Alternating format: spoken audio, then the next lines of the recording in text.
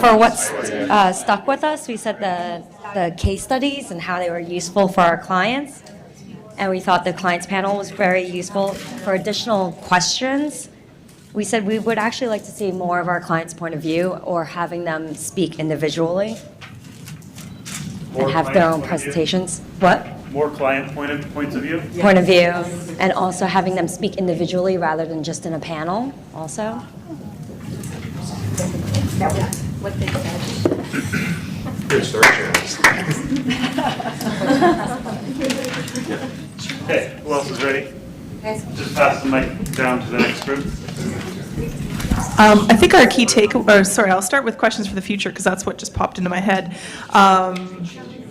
Was just some straight up BD training for the non-salesperson, because a lot of our boutique size companies, we don't have dedicated salespeople, nor do we have dedicated marketing people. So in the future, we'd love just some real practical tips. Sorry, Stephanie, our key takeaway, we talked about. Dana, you want some help as a scribe? Yeah, do you want to You scroll? want me to scribe stuff out? Yeah. The worst thing writing in the room, I don't know why I apologize. So for the future was biz dev training, right? Okay. And that's Jeff. Yeah, and then I think our key takeaway was very similar to what they had mentioned. Was it was great to see the client panel and be able to see exactly, what is working, what is something that they check their emails, something that was kind of a phenomenon for us. We didn't know that was true before, so yeah. Okay. Next group. Okay, so first your takeaway from today. What stood out in our mind most today was the relationship aspect, that because all of us are selling kind of the intangible, we aren't giving something away that would surely a relationship that we're making. Okay. And we also thought that seemed like the most successful and biggest revenue-wise companies have a strong focus within their organization before they even go outside of it. So like Brain Juicer had a lot of things about empowering the people who work there. So that was good to know. Second part. I would like to know how other businesses coordinate their marketing activities. Do you use like a Google shared calendar? Do you use Outlook? How do you keep track of your strategic plan? Stuff like that.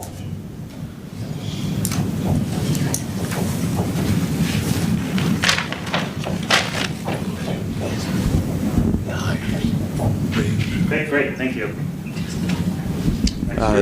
We were sort of very similar as far as the panel of the clients and how that was really sort of the key takeaways for us.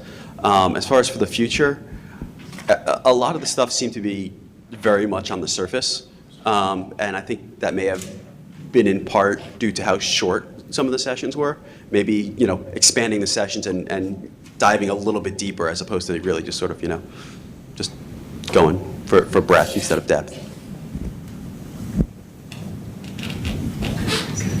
Go forward with this. Great, thanks.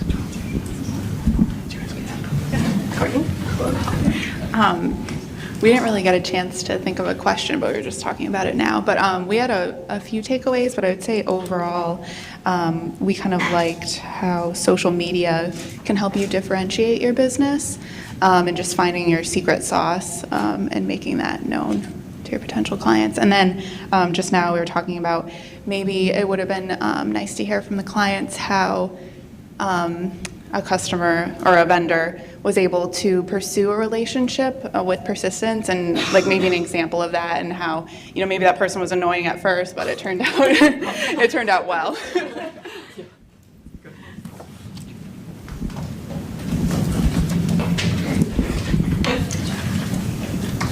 What I really enjoyed as a refresher was the idea of the value proposition. We hear a lot about elevator speeches, and we hear a lot about positioning, but what was really helpful here was defining the different elements that went into the value proposition, and then making me think about it and how it applies to my company. And then Second thing for the future, I can't tell you how extremely relevant the panel was of clients, and I would love to hear a lot more about that. And I'd also like to hear their take in more depth on the different kinds of vehicles for approaching them. I'd like to know a little bit more about LinkedIn, and I'm sure they all have different kinds of views on that, and more about the role of websites, and so many other things that could work or would turn them off.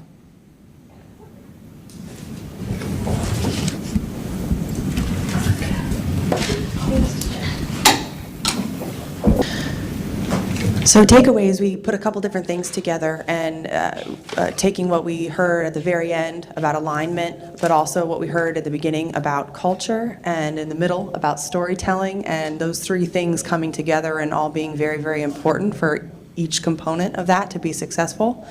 If you're going to be telling a story, everyone needs to be consistent. That's going to require alignment, and building alignment and the camaraderie and understanding the story you're projecting and why that's important, I think also builds that sense of culture and dependence on each other through different departments. So that was something that stood out for our group.